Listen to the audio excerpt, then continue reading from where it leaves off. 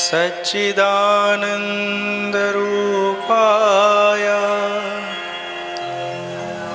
विश्वोत्पत्त्यादिहेतवे तापत्रयविनाशाय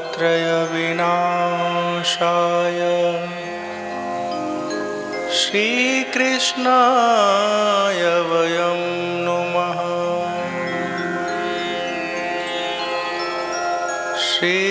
श्रीकृष्णाय वयं नुमः।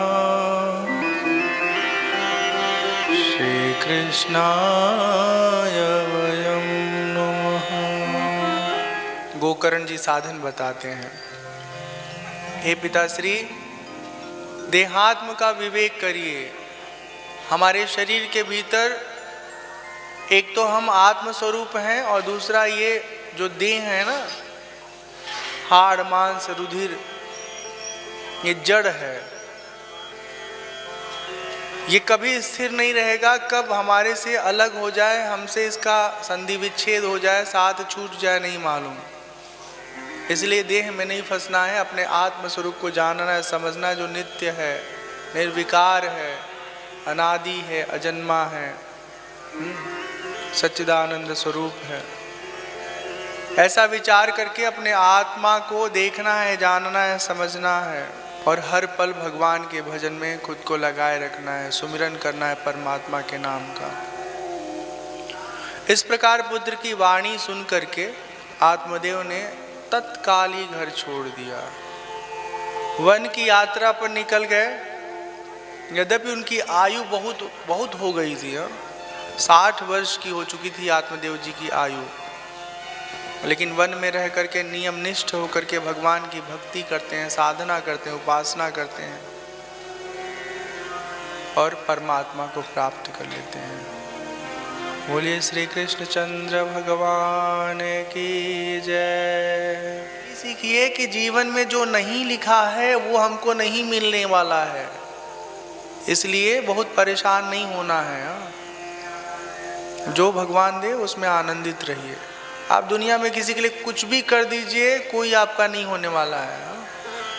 अपना उल्लू सीधा करके, स्वार्थ सीधा करके सब लोग टाटा बाय बाय करके निकल लेंगे। हाँ, सबकी बात करूं, सबकी। तो जो हमारे लिए नहीं है हित, ऐसी हमारा हितकारी नहीं है, उसके लिए अपना जीवन का अमूल्य समय क्यों खराब करें। ठीक है, कोई पिता है, कोई पुत्र है, अपने रोल, अपने जिम्मेदारी को जो निभाना चाहिए निभाइए, लेकिन उसमें अटकिए लटकिए मत। हाँ, आसक्त मत होइए, उलझिए मत। कि जो व्यक्ति भगवान की भक्ति में लगा रहेगा, छल कपट त्याग करके सच्चे मन से, हाँ, उसको परमात्मा अवश्य अपनी कृपा प्रदान करते हैं, उसके मुक्ति का रास्ता सुलभ करते हैं, उसको संसार के झंझावातों से हमेशा के लिए आज़ाद कर देते हैं। हरे राम हरे राम राम राम हरे हरे, हरे कृष्णा हरे कृष्णा, हरे कृष्णा हरे कृष्णा, कृष्णा कृष्णा हरे हरे, हरे राम हरे राम।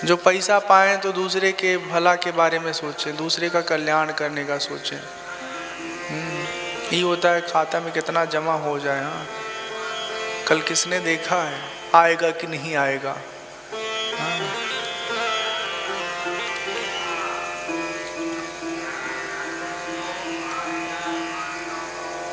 तो भगवान उनकी कथा, हाँ, जितना पवित्र मन से करा जाएगा उतना ही प्रसन्न होते हैं।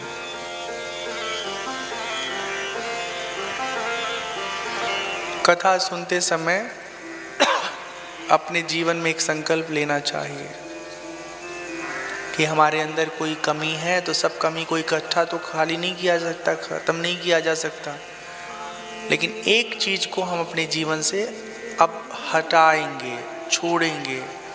जैसे लालच है, गुस्सा है, हाँ, या और कोई दोष है, कोई विकार है मन में, तो मन में संकल्प लेना है कि अब ये जो है जीवन में दोबारा नहीं करेंगे।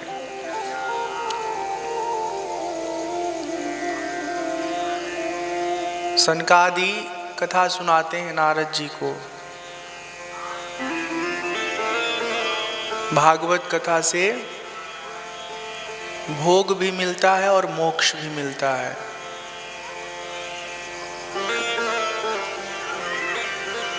भोग कैसे मिलता है? हमारी बुद्धि ठीक होती है, हम जीवन में सही फैसले लेते हैं और अपने जीवन के सफर पर कामयाब होते जाते हैं। मोक्ष ऐसे मिलता है कि इसी कथा से परमात्मा के बारे में जानते हैं, परमात्मा से प्रेम होता है। फिर संसार में जो हमारा दिल लगा हुआ है वो दिल हटा करके भगवान में लगा लेते हैं, उनमें लग जाता है और हमारा जीवन सफल हो जाता है, सार्थक हो जाता है। सूत जी सौनक जी को कथा सुनाते हुए कहते हैं कि सनकादि 1 सप्ताह तक विधि पूर्वक सर्व पाप नाशिनी भगवान की ये पावन कथा सुनाते हैं, भागवत कथा सुनाते हैं। कथा के अंत में भक्ति, ज्ञान, वैराग्य सब पुष्ट हो जाते हैं, सब स्वस्थ हो जाते हैं, एकदम तरुण हो जाते हैं, सबके जीव, सबके चित्त को आकर्षित करते हैं। भैया बात जरूरी हो तो कर लीजिएगा बजाने के उद्देश्य से।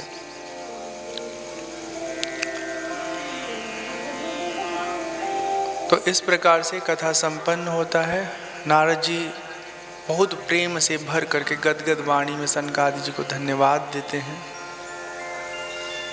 श्रीमद् भागवत की कथा सब धर्मों से श्रेष्ठ है, भगवान कृष्ण की प्रीति कराने वाली है। सूत जी कहते हैं शौनक जी, वैष्णव श्रेष्ठ नारद जी सनकादि जी को धन्यवाद कर ही रहे थे कथा के समाप्त होने पर। इसी बीच व्यास नंदन शुकदेव जी महाराज वहाँ पधारते हैं। 16 वर्ष की आयु है, आत्मा आनंद में निमग्न है, डूबे हैं। उनके दृश्य को देख करके, उनके स्वरूप को देख करके सब लोग आनंदित हो जाते हैं। निगम कल्पतरोर्गलितं फलं शुकमुखादमृत द्रव संयुतं पिबत भागवतं रसमालयं मुहुरहो रसिका भुवि भावुकाः। शुकदेव जी कहते हैं रसिक जन, भक्तजन, श्रीमद् भागवत की जो कथा है ना, वो कल्प वृक्ष के समान है। शुकदेव जी कहते हैं जैसे सुख के मुख का संयोग होने से फल मीठा हो जाता है, उसी तरह यह कथा परमात्मा की जो पावन कथा है अमृत के समान है, मीठी है। इसका श्रवण करने से जीव का परम कल्याण होता है। बोलिए श्री कृष्णचंद्र भगवान की जय, सब संतन की जय, सब भक्तन की जय। नारद जी कहते हैं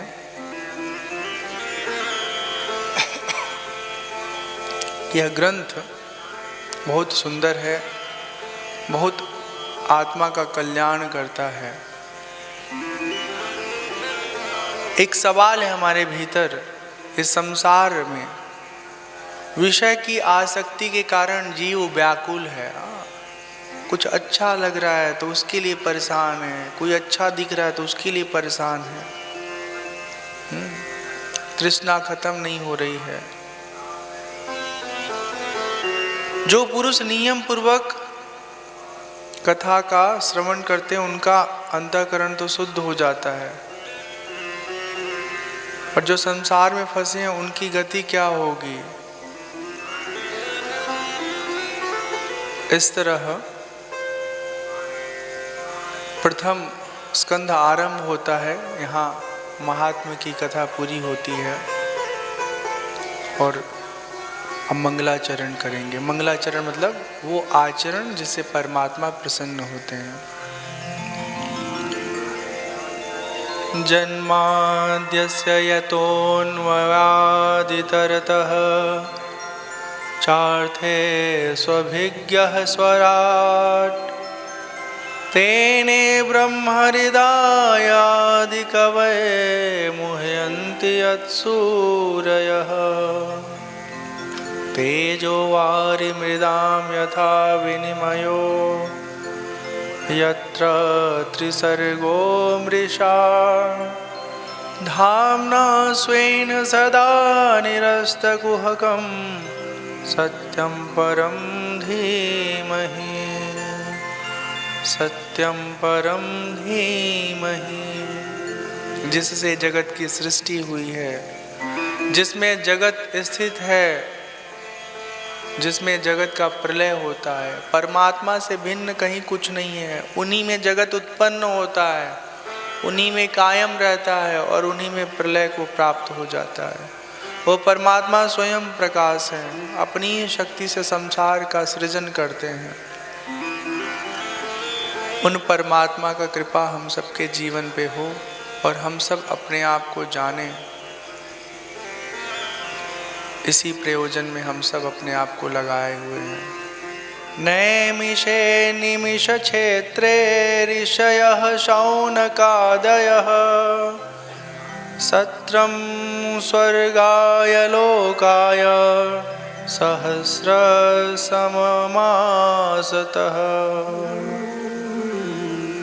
नैमिषारण्य पावन तीर्थ है। बहुत प्रकार का यहाँ यज्ञ अनुष्ठान होता है। एक यज्ञ का आयोजन हुआ है। यज्ञ से सब लोग जब निवृत्त हो जाते हैं तो एक दिन की बात है, सूत जी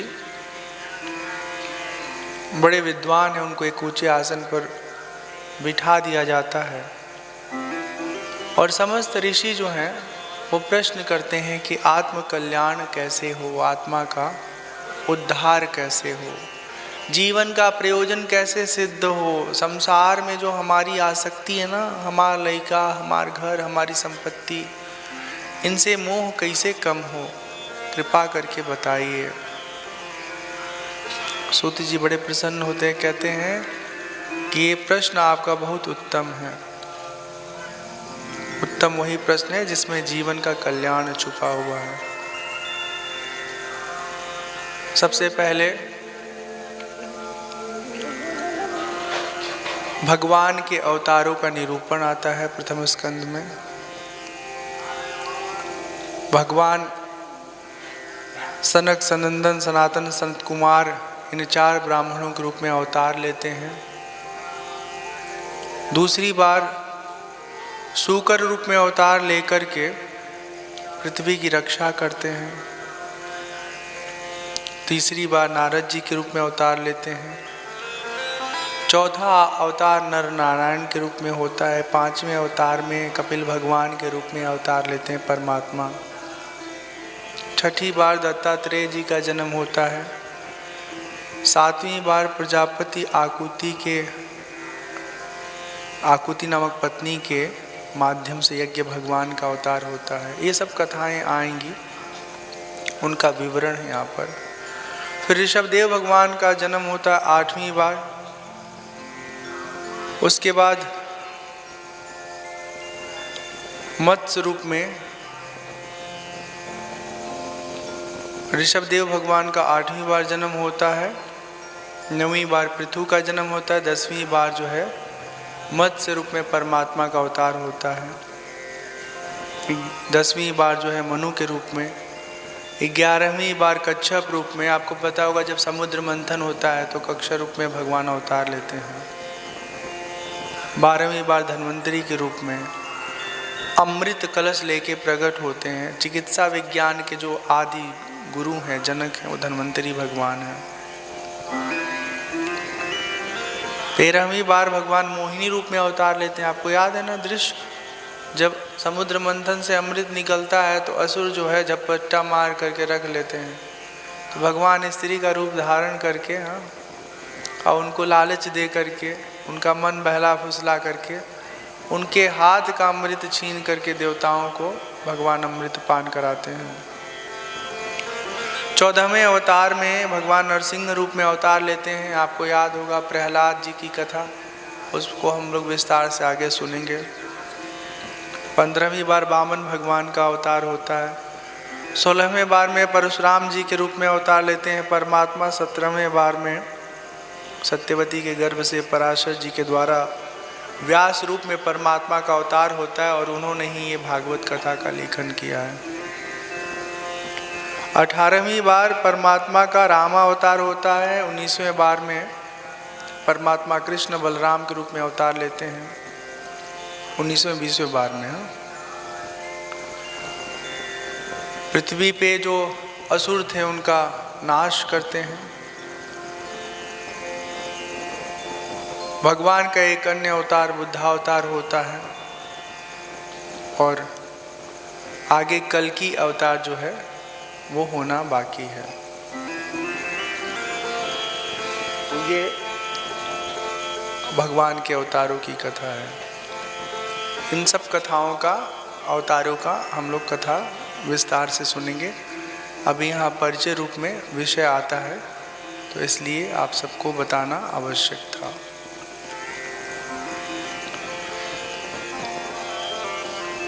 तो इन अवतारों की विवरणात्मका के तौर पर ये कथा है। एक बार की बात है, व्यास भगवान बहुत सारा पुराण वेदों का विभाजन करने के बाद भी अपने भीतर तृप्ति का अनुभव नहीं किए, आत्मसंतुष्टि का अनुभव नहीं किए। उनका मन उद्विग्न था। जो एक होता है ना परम विश्राम, परम शांति का अनुभव, वो नहीं था। विह्वल थे। नारद जी उनके भाव को, उनके स्थिति को देख करके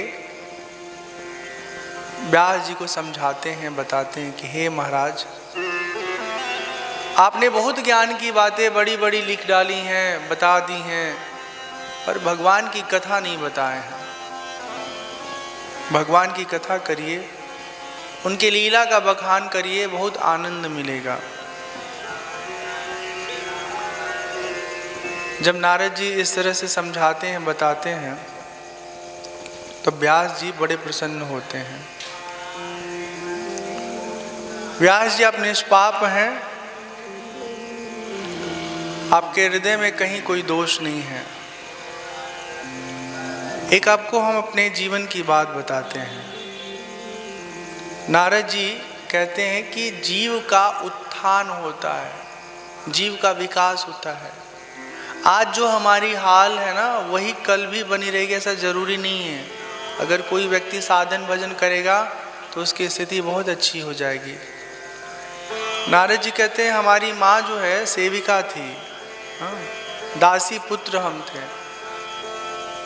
एक घर में हम काम करते थे, हमारी माँ सेवा करती थी, हम भी थोड़ा बहुत सेवा में हाथ बटाते थे।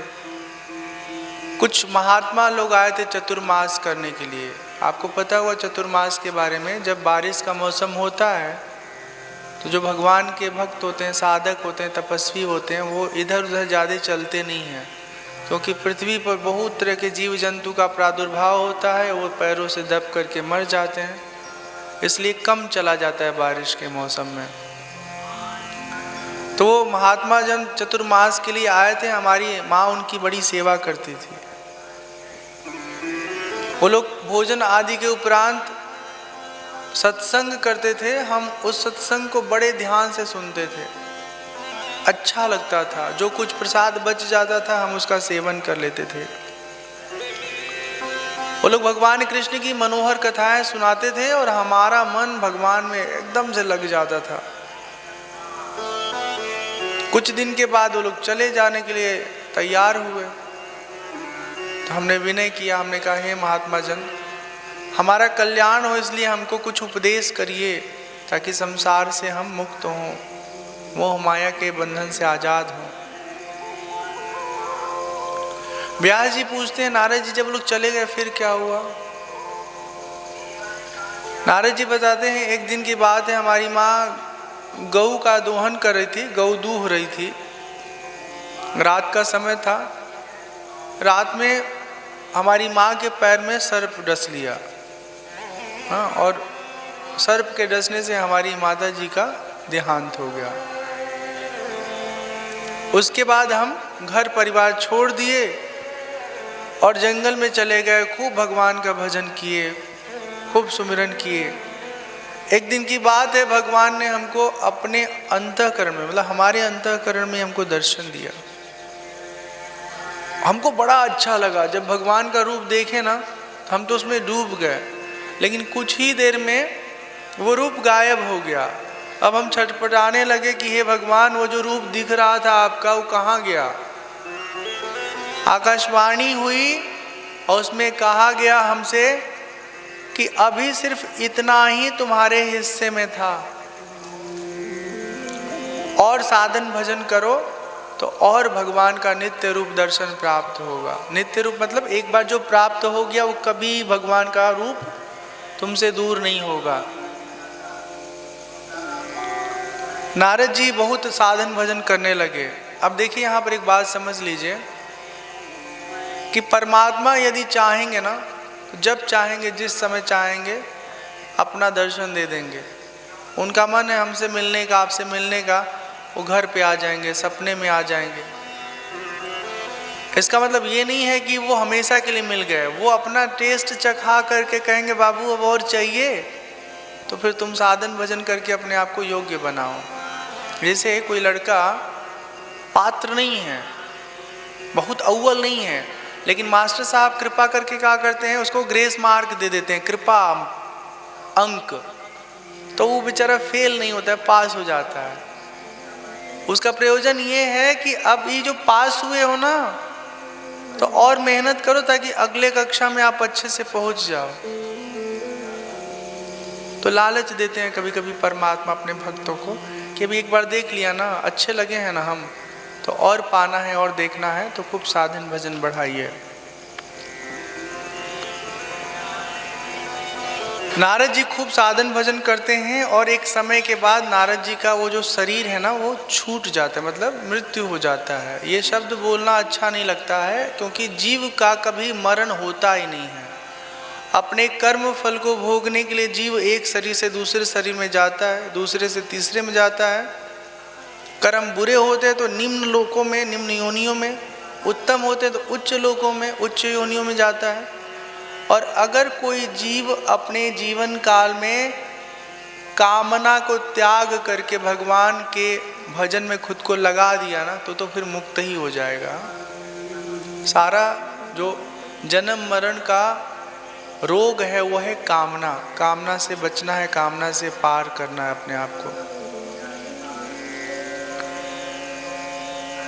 जब भगवान की कृपा से नारद जी को दर्शन प्राप्त होता है और फिर उस शरीर से नारद जी मुक्त होते हैं, दोबारा फिर भगवान का कृपा प्राप्त होता है और तब से नारद जी देव कोटि में शरीर प्राप्त करते हैं और तब से अब तक सदा भगवान का भजन सुमिरन करने के साथ साथ भगवान का प्रचार प्रसार करते हैं और नित्य प्राप्त कर ली है परमात्मा को। अब एक पल के लिए भी नारद जी भगवान से अलग नहीं होते, वियोग नहीं होता।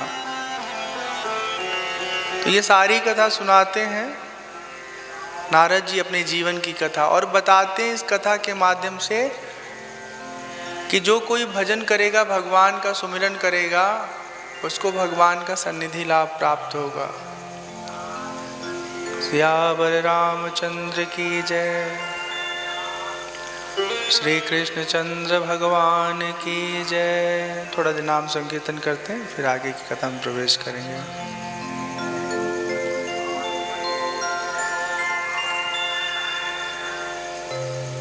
कृष्ण गोविंद गोविंद गोपाल नंद लाल, कृष्ण गोविंद गोविंद गोपाल नंद लाल, कृष्ण गोविंद गोविंद गोपाल नंद लाल, कृष्ण गोविंद गोविंद गोपाल नंद लाल।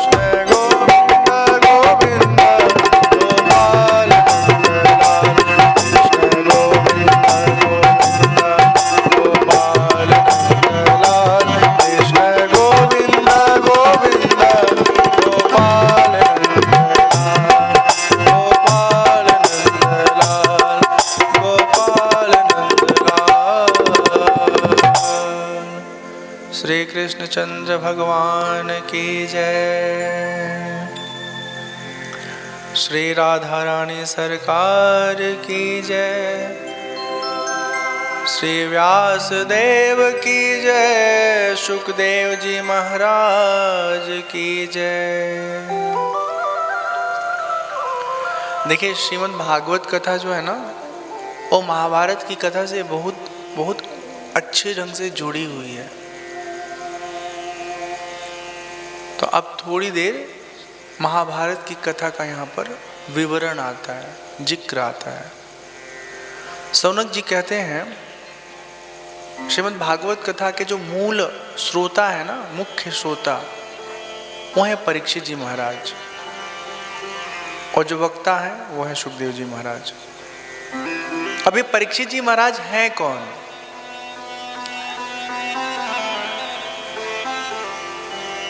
तो परीक्षित जी का जो जीवन है वो ये है कि ये पांडव के वंशज है, मतलब वंश है।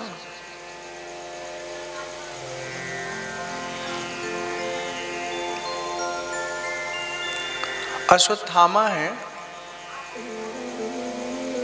वो दुर्योधन का मित्र है। पांडव कौरव में युद्ध हो चुका है, पांडव जीत चुके हैं, कौरव हार चुके हैं, युद्ध का नतीजा आ चुका है। एक दिन की बात है, अश्वत्थामा अपने मित्र दुर्योधन से कहता है कि दुर्योधन तुम हारे हो ना, चिंता मत करो, हम तुम्हारे मित्र हैं। हारने के बाद भी हम कुछ ऐसा करेंगे कि तुम्हारे चेहरे पे खुशी आ जाएगी, तुम प्रसन्न हो जाओगे। अश्वत्थामा योजना बनाता है कि जब सब जब सोए रहेंगे ना पांचों पांडव, तो उनका सर काट करके ला करके हम दुर्योधन को दिखाएंगे, अब पूरे परिवार के सभी सदस्य को ही मार देंगे। दुर्योधन खुश हो जाएगा। भगवान कृष्ण तो ऐसे हैं ना कि सब कुछ जानने वाले हैं। उस दिन भगवान श्री कृष्ण क्या करते हैं, पांचों पांडवों को दूसरी जगह लेके चले जाते हैं और उनके आसन पर पांचों पांडवों के जो आसन है वहां उनके पुत्र को सुला देते हैं।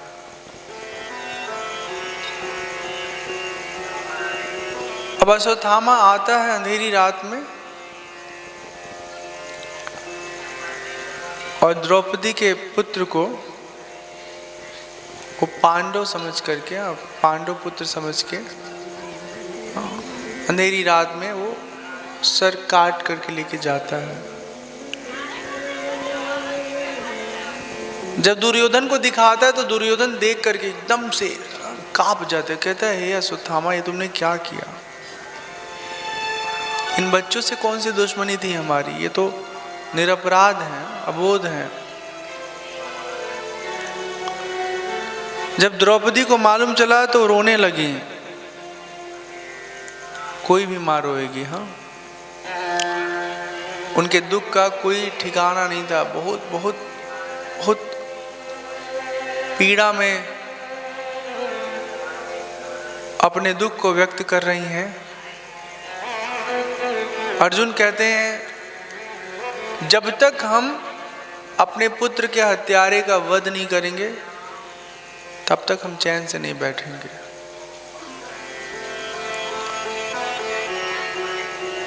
अर्जुन अश्वत्थामा को पकड़ के लाके द्रौपदी के सामने जैसे कोई बंधा हुआ पशु होता है ना, ऐसे रख देते हैं। कहते हैं द्रौपदी जो कहो हम करते हैं, तुम्हारे सामने इनका वध करते हैं। द्रौपदी देखिए कितनी महान है, वो कहती हैं मारोदिदस्य जननी गौतमी पतिदेवता यथामृतवत्सार्तारोदिदम्याश्रुमुखे मुहुः। हे नाथ, जिस तरह हम अपने बच्चे के लिए रो रहे हैं, तड़प रहे हैं, बिलख रहे हैं, इसके न रहने पर इनकी माँ भी तो ऐसे ही बिलखेंगी, रोएंगी ना। तो एक माँ दूसरे माँ की कोख को सुनी क्यों करे, इन्हें छोड़ दीजिए।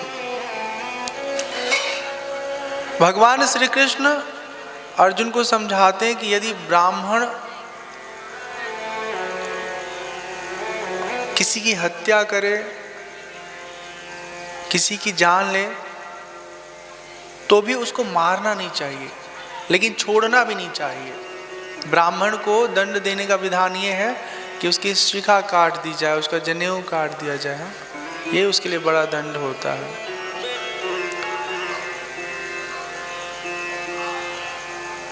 सूत जी कहते हैं अर्जुन भगवान के हृदय को तुरंत समझ जाते हैं।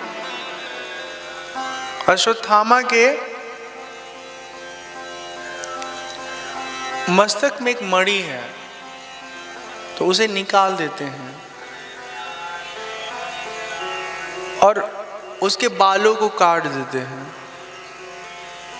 और इस तरह ब्राह्मण का जो कर्म दंड है ना, जो उसके कर्मों का दंड मिलना चाहिए, वो दे दिया जाता है। यहाँ एक विषय तो पूरा हो जाता है। अब भगवान कृष्ण अपने नगर को जाना चाहते हैं, द्वारका जाना चाहते हैं। जैसे ही तैयार होते हैं वैसे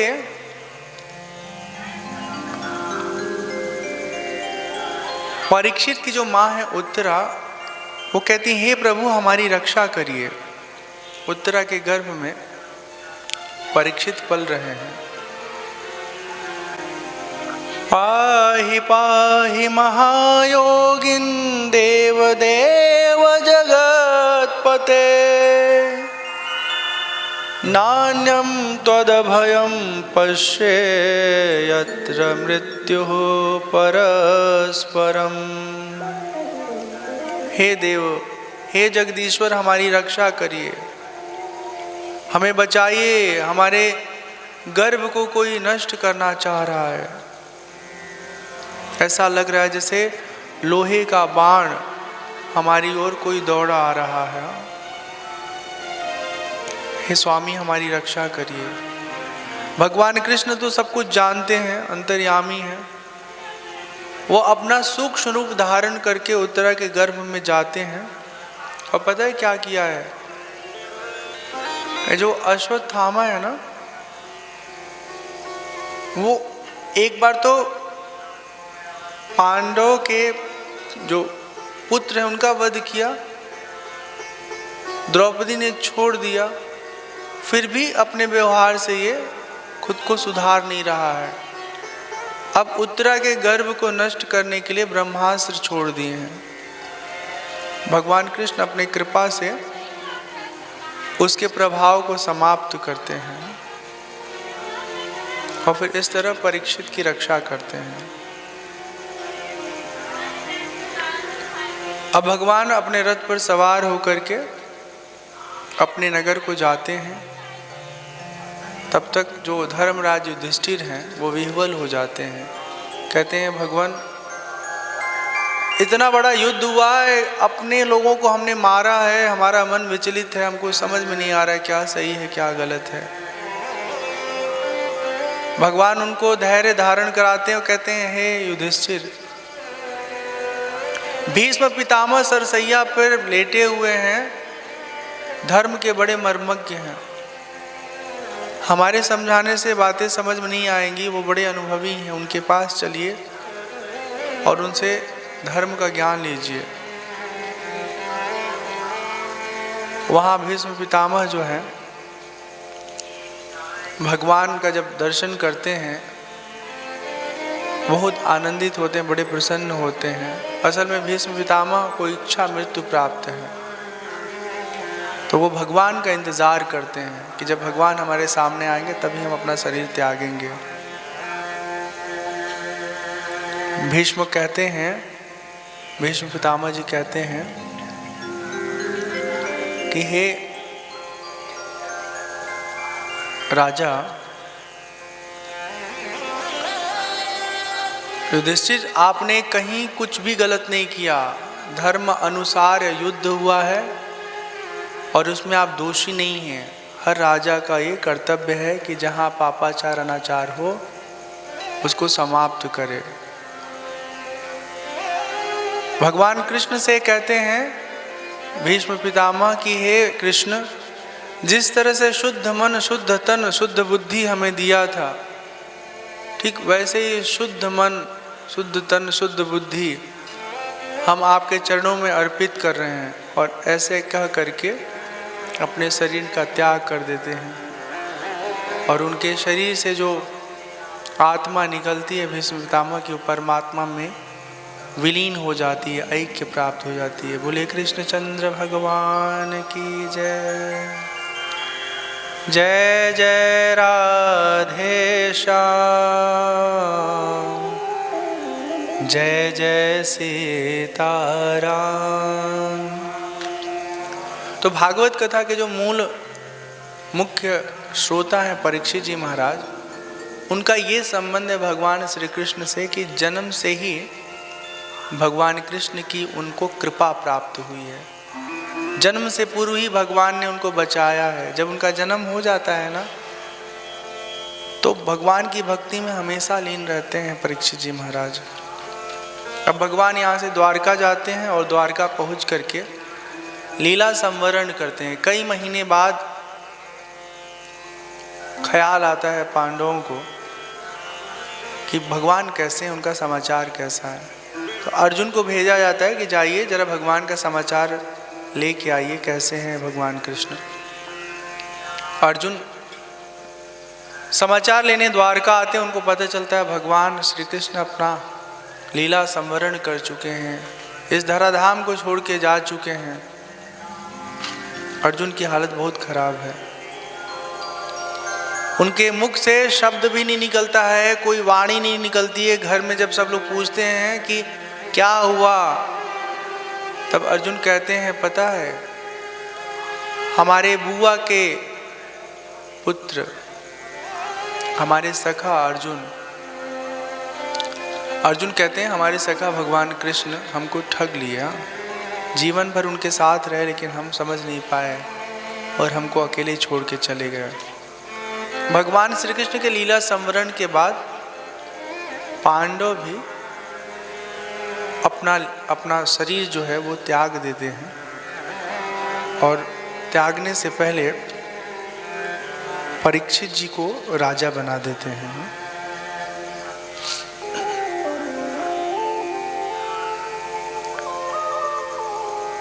परीक्षित जी जब राजा बनते हैं तो राज्य का संचालन बड़े अच्छे से करते हैं। किसी को कोई कष्ट नहीं होता, किसी को कोई पीड़ा नहीं होता। उनका जब जन्म होता है तभी बता दिया जाता है ज्योतिषाचार्यों के द्वारा कि इनका निधन तक्षक नामक सर्प के काटने से होगा। एक दिन की बात है, परीक्षित जी जो है राज्य का संचालन करते करते चारों तरफ मुआयना करते हैं, हाल चाल लेते हैं, शिकार खेलने वन को जाते हैं। प्यास लग जाती है, जंगल के बीचों बीच जल को खोजते खोजते एक आश्रम पहुंच जाते हैं। वहाँ एक मुनि हैं, भगवान के ध्यान में खोए हुए हैं। उनका नाम है शमीक। तो परीक्षित जी महाराज जल की याचना करते हैं कि हमें प्यास लगी है, जल चाहिए। कोई आवाज़ नहीं देता है। परीक्षित जी को अपने आप मन में ऐसा ख्याल आता है कि कहीं ये मुनि जो आंख बंद करके बैठा हुआ है कहीं नाटक तो नहीं कर रहा है। तो वो परखने के लिए एक मरा हुआ पास में सर्प दिखाई देता है, उसको बाण से उठा के वो मुनि के गले में लपेट देते हैं। मुनि गृहस्थ हैं, उनका एक बालक है जो अपने मंडली में खेल रहा है। तो उनके बच्चे का एक साथी जो है वो देखता है कि शमीक मुनि के गले में सर्प लिपटा हुआ है। वो जाके बताते हैं शमीक मुनि के पुत्र को कि तुम्हारे पिताजी के गले में कोई सर्प डाल दिया है, वो भी मरा हुआ। ये तो बहुत बड़ा अपमान किया उसने। जो शमीक पुत्र हैं जहाँ खेल रहे हैं वहीं से वो जल लेकर के संकल्प लेते हैं और श्राप देते हैं कि जिस किसी ने भी हमारे पिता के गले में मरा हुआ सर्प डाला है वही सर्प आज से 7वें दिन उसका वध करेगा। और वहां से भागते भागते अपने पिता के पास आते हैं। सूत जी कथा सुनाते हुए शौनक जी से कहते हैं कि जब पुत्र पिता के पास आके सारी बात बताए कि आपके गले में जिसने सर्प डाला है उसको हमने श्राप दिया है कि वही सर्प उसको डसेगा, उसकी मृत्यु हो जाएगी आज के 7वें दिन। पिता ने कहा अरे बालक, ये बड़ी मूर्खता तुमने कर दी। परीक्षित महाराज तो बड़े धर्मात्मा हैं, न जाने कैसे उन्होंने आज ये कार्य कर दिया। वो इतने अच्छे हैं कि कभी किसी भक्त पर अत्याचार नहीं करते हैं, केवल दुष्टों को दंड देते हैं। अब जो हो गया उसको तो लौटाया नहीं जा सकता, जाओ और उन्हें ये समाचार बताओ। परीक्षित जी जब घर गए हैं ना, तो उनको खुद से पश्चाताप हो रहा है कि हमसे ऐसा अपराध कैसे हो गया, एक तपस्वी के गले में मरा हुआ सर्प हमने क्यों लपेटा, क्यों रखा। ये बहुत बड़ा अपमान है, बहुत बड़ा अपराध है, इसका प्रायश्चित करना चाहिए। तो शमीक पुत्र जाके सारी बात बताते हैं कि हे राजन, हमने आपको श्राप दिया है, आज से ठीक 7वें दिन आपका प्राणांत हो जाएगा, वही तक्षक सर्प आपका शरीर जो है नष्ट कर देगा। परीक्षित जी अपने पूरे राज्य को अपने पुत्र जन्मेजय के हवाले करके और घर छोड़ देते हैं। महाराज परीक्षित निश्चय करते हैं, गंगा जी के दक्षिण तट पर पूर्वाग्र कुश के आसन पर उत्तर मुख बैठ जाते हैं। राजकार्य अपने पुत्र जन्मेजय के हाथों सौंप देते हैं और यहीं दैव योग से सुखदेव जी महाराज का आगमन होता है। बोलिए सुखदेव जी महाराज की जय।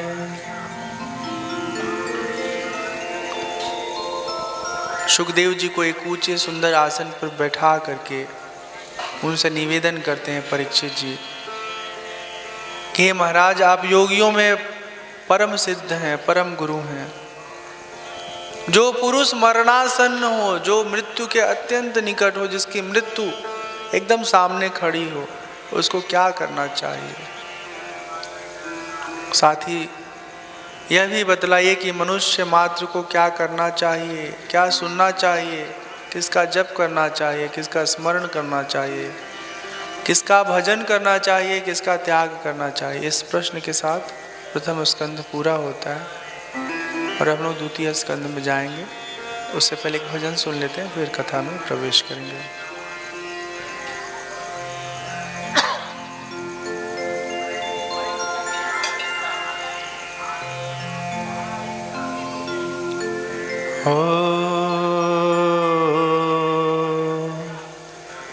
हरे राम हरे राम हरे राम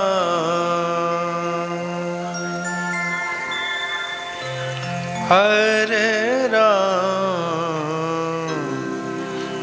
हरे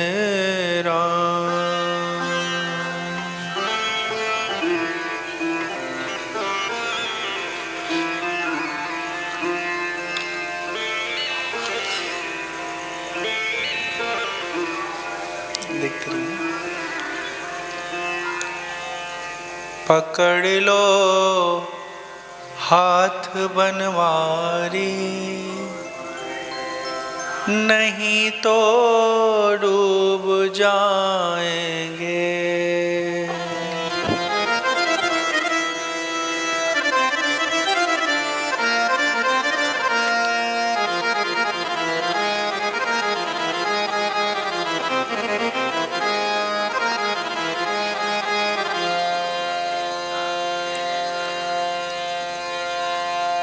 पकड़ लो पकड़ लो हाथ बनवारी, नहीं तो डूब जाएंगे। पकड़ लो हाथ बनवारी, नहीं तो डूब जाएंगे।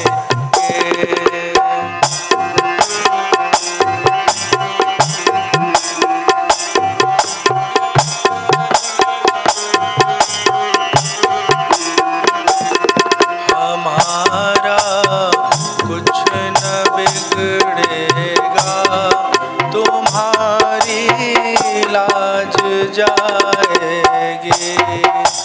ध्यान से सुनिएगा तो उसमें तबले का ढोलक का जो है ना पैटर्न अलग है।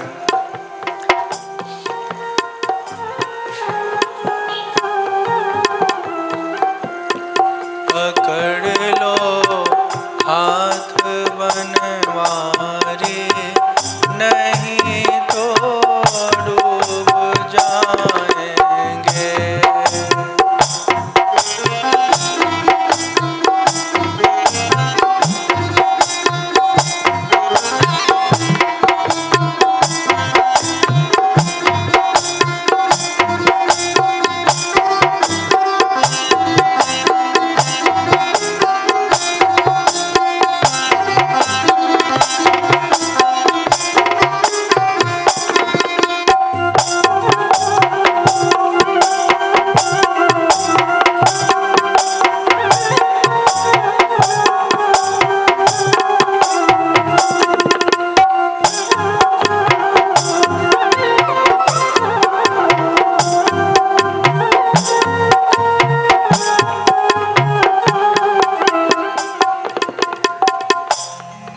धरी है पाप की गठरी, हमारे सिर पे ये भारी। धरी है पाप की गठरी, हमारे सिर पे ये भारी। वजन पापों का है भारी, इसे कैसे उठाए हम।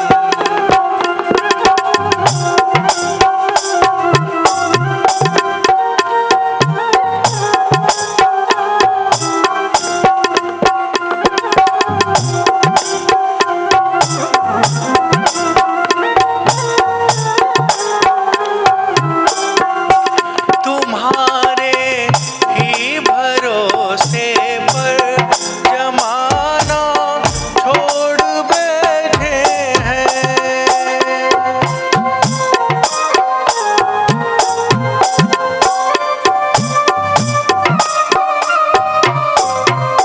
तुम्हारे ही भरोसे पर जमाना छोड़ बैठे हैं।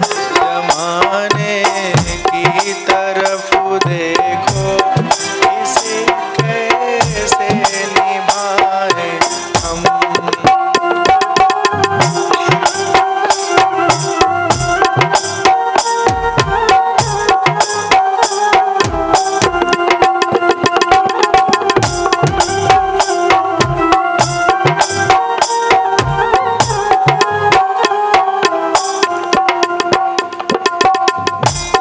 भरी है पाप की गठरी, हमारे सिर पे ये भारी।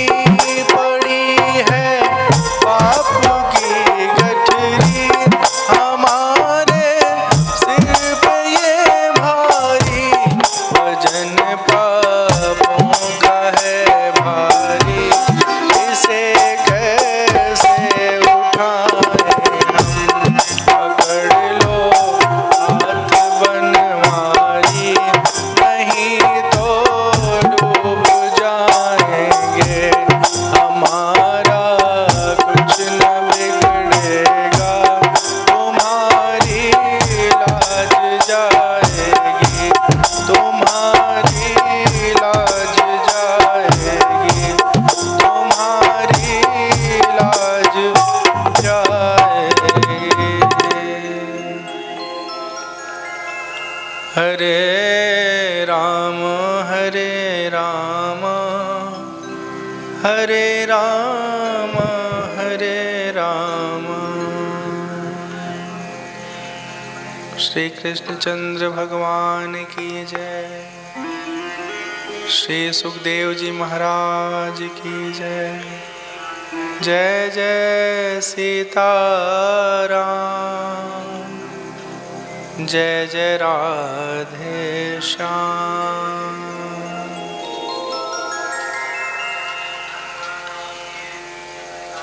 सुखदेव जी परीक्षित जी को कथा सुनाते हुए कहते हैं कि हे परीक्षित, आपका जो प्रश्न है वो केवल आत्म कल्याण के लिए नहीं, लोक कल्याण के लिए भी बड़ा उत्तम है। परीक्षित जी क्या प्रश्न करते हैं कि जिसके सर पर मौत सवार हो, जिसके सामने उसकी मृत्यु आने वाली हो, एकदम से पता हो कि बस अब जाने वाले हैं हम, उसको क्या करना चाहिए, क्या नहीं करना चाहिए, क्या सुनना चाहिए, किसका सुमिरन करना चाहिए, किसका भजन करना चाहिए। देखिए एक बात अच्छे से हम सब समझ लें कि परीक्षित जी को मालूम था कि 7वें दिन उनकी दैहिक जीवन यात्रा पूरी होने वाली है, विराम होने वाली है। हमारे पास तो नहीं मालूम ना हमको कि हम 7 दिन 7 घंटे कब तक कब तक जीवित रहेंगे, कब तक जीवन हमारा है। तो उनके पास 7 दिन था, हमारे पास कुछ भी नहीं है, ठीक है। अतः अपने हर पल को, हर समय को भगवान के भक्ति में लगा के रखना होगा।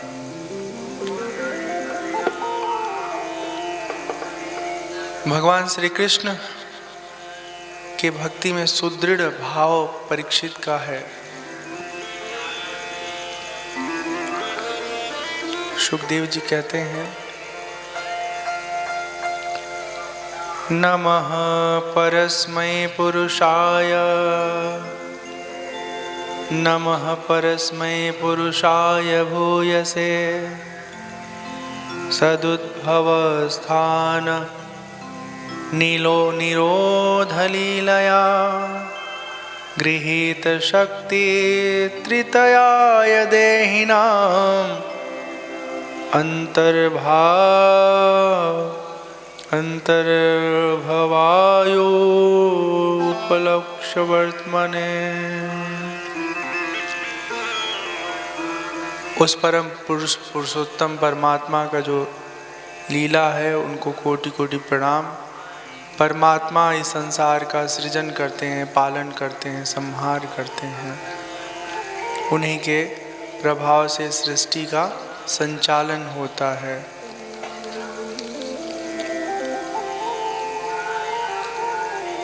जब ये संसार नहीं था उस समय भी परमात्मा ही थे। संसार है, संसार के कण कण में वही विद्यमान है, विराजमान है। और जब संसार नहीं रहेगा तो भी वही परमात्मा इस संसार के कण कण में समाये रहेंगे। तो संसार के स्वरूप का यहाँ विवरण है और बहुत विस्तार से कैसे संसार बना है, क्या बना है, क्या क्या इसके तत्व हैं, निरूपण है। तो पूरे दूसरे स्कंद में यही सब वर्णन आता है। तीसरे स्कंद में एक बहुत सुंदर कथा आती है, कर्दम ऋषि की कथा। कर्दम जी ब्रह्मा जी के संतान हैं, बहुत अच्छे तपस्वी हैं। ये कथा बहुत प्यारी कथा है। हम भगवान को पाने के लिए, मुक्ति को पाने के लिए तो साधन भजन उपासना करते हैं। कर्दम ऋषि के जन्म के बाद जब इनके पिता श्री ब्रह्मा जी आज्ञा देते हैं कि हे पुत्र अब सृष्टि का सृजन करो, संतति करो, शादी विवाह करके बच्चों को जन्म दो, परिवार बढ़ाओ, तो कर्दम ऋषि पहले तपस्या करते हैं और बड़ी घनघोर तपस्या करते हैं। परमात्मा प्रसन्न हो जाते हैं। परमात्मा जब कर्दम मुनि के सामने उनकी तपस्या से प्रसन्न होकर प्रकट होते हैं तो भगवान कहते हैं, हे बालक, हे वत्स, क्या चाहते हो? जो चाहते हो सब देंगे। तो कर्दम मुनि कहते हैं कि हे प्रभु, हमको एक सुयोग्य जीवन संगिनी चाहिए, पत्नी चाहिए, ताकि उसके साथ जुड़ने के बाद दिन भर झगड़ा ना हो, सुखपूर्वक जीवन बीते। भगवान के आंखों से अश्रु निकल जाता है और भगवान के आंखों से जो अश्रु निकलता है वो सरस्वती नदी का रूप लेता है। बिंदु सरोवर उस स्थान को कहते हैं जहाँ परमात्मा के आंखों से अश्रु बूंदें निकली हैं।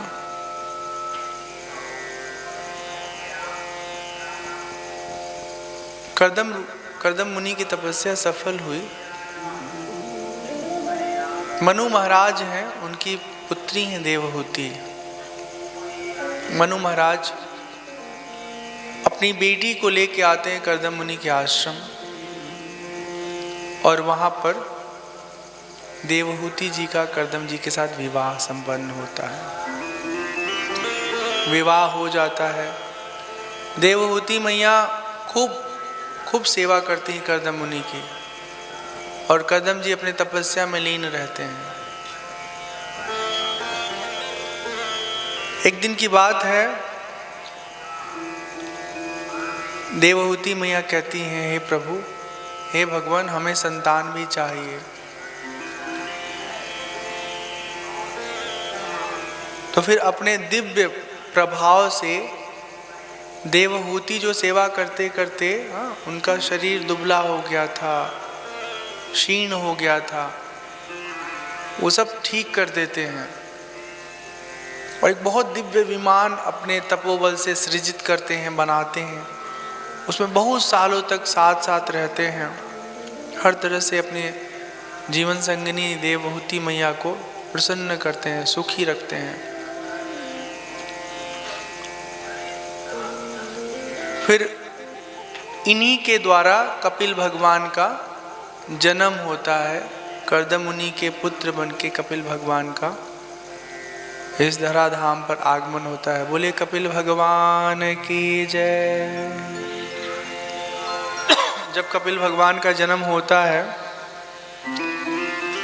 जन्म के तुरंत बाद कर्दम मुनि कपिल भगवान का परिक्रमा करके और जंगल जाने को आतुर होते हैं। कपिल भगवान कहते हैं, अरे हम आपके घर आए हैं, आप हमको छोड़ के जा रहे हैं।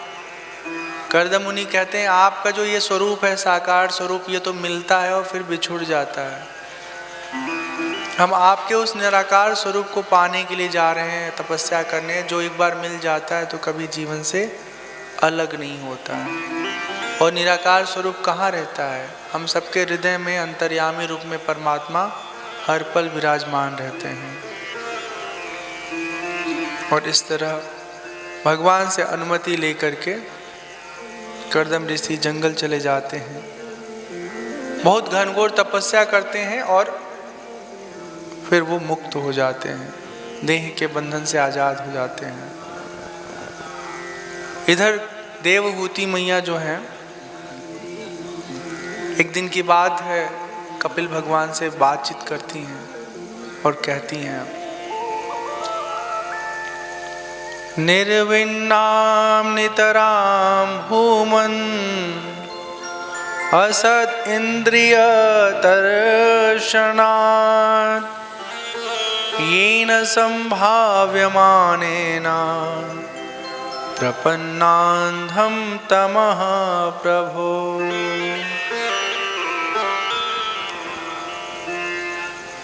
देवहूति मैया कहती हैं कपिल भगवान से, हे प्रभु, अपने इन दुष्ट इंद्रियों को तृप्त करते करते हम थक चुके हैं। मैं थक चुकी हूँ, अब ऊब चुकी हूँ, लेकिन ये तृप्त नहीं होते हैं, इच्छाएं समाप्त नहीं होती। हम सबकी हाल यही है, हम सब अपनी इच्छाओं को पूरा करके खुश होना चाहते हैं, सुखी होना चाहते हैं, आनंदित होना चाहते हैं, पर नहीं हो पाते। देवहूति मैया कहती, मैं और मेरे पन में, देह गेह में हम बुरी तरह फंसे हुए हैं, हमें इससे छुटकारा दिलाइए, निजात दिलाइए। कपिल भगवान कहते हैं, माता, योग आध्यात्मिकः पुंसाम मतो निःश्रेयसाय में अत्यंतो परत्रियत्र दुःखस्य च सुखस्य च। माता, यह मेरा निश्चय है, जो कोई आत्मयोग, आध्यात्म योग के शरण में जाता है, जो स्वयं को जान लेता है, हमारा स्वरूप कैसा है, जो खुद को पहचान लेता है, वो दुख से सदा सदा के लिए छूट जाता है। उसके जीवन में दुख उसको परेशान नहीं करते, विह्वल नहीं करते। देखिए आध्यात्म किसको कहते हैं? जब आप स्वयं को जानना शुरू करते हैं वहीं से आध्यात्म शुरू होता है। जब तक हम संसार की चीज़ों को जानने के लिए प्रयत्न करते हैं तब तक आध्यात्म नहीं है। भक्ति का एक स्वरूप हो सकता है, लेकिन जब हम स्वयं को जानना आरंभ करते हैं, उस प्रक्रिया में आते हैं, तब आध्यात्म शुरू होता है। कपिल भगवान कहते हैं जीव के बंधन का और मोक्ष का सिर्फ और सिर्फ एक कारण है, उसका मन। जब तक वो स्वयं को मानता है कि हम जीव हैं, जीव हैं, जीव हैं, हमारी एक दिन मृत्यु हो जाएगी, तब तक वो बंधन में बंधा हुआ है। जिस समय वो अपने आप को जान लेता है, गुरुजनों के वाणी पर यकीन करके मान लेता है कि हम जीव हैं ही नहीं, और निष्काम भाव से अपना कर्म करता है, फिर वो इसी जीवन में सदा सदा के लिए मुक्त हो जाता है। और सच में हम लोग जीव नहीं हैं, हमारा कभी मरण नहीं होता है। हम केवल अपने कर्म फल को भोगने के लिए एक योनि से दूसरे योनि में, एक देह से दूसरे योनि देह में भटक रहे हैं। जब मनुष्य शरीर में हमको जन्म देते हैं परमात्मा, तो इस जन्म में हम सबका एक ही मुख्य उद्देश्य होता है कि कर्म ऐसा करना है कि किसी कर्म से हमको कुछ चाह न रहे, निष्काम भाव से हम कर्म करें। और जो हमारा प्रारब्ध है, पूर्वकृत कर्म फल, वो कट जाए और नया कर्म फल न संचित हो।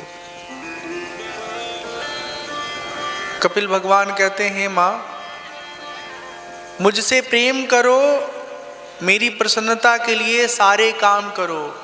हम आज किसी और को खुश करने के लिए अपनी सारी कोशिश करते हैं। ससुर जी खुश हो जाए, सास जी खुश हो जाए, पतिदेव खुश हो जाए, बच्चे खुश हो जाए, हाँ, कर्मचारी अपने अधिकारी को खुश करने के लिए काम करता है। प्रयास ये होना चाहिए कि सब काम जो हमको मिला है ना, वो ये सोच के करना है कि सब कुछ तो परमात्मा ने दिया है ना, परमात्मा ने जो हमको भार दिया है, जिम्मेदारी दिया है, हम अच्छे से निभाएं ताकि परमात्मा खुश रहे।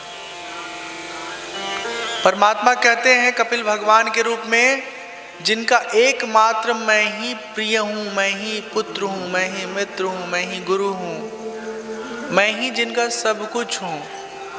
हाँ, ऐसे लोग हमको आसानी से प्राप्त कर लेते हैं। मतलब सारे रिश्ते नाते अलग अलग जगह हमारे जो फंसे हुए ना, सब जगह से अपने मन को खींच करके और पूरी तरह अपना समर्पण परमात्मा के चरणों में कर दें। परमात्मा कहते हैं जो भक्त मेरे अलावा किसी के पास नहीं जाता है, किसी का वो आश्रय नहीं मानता है, उसको हम प्राप्त हो जाते हैं। बोले कृष्ण भगवान की जय।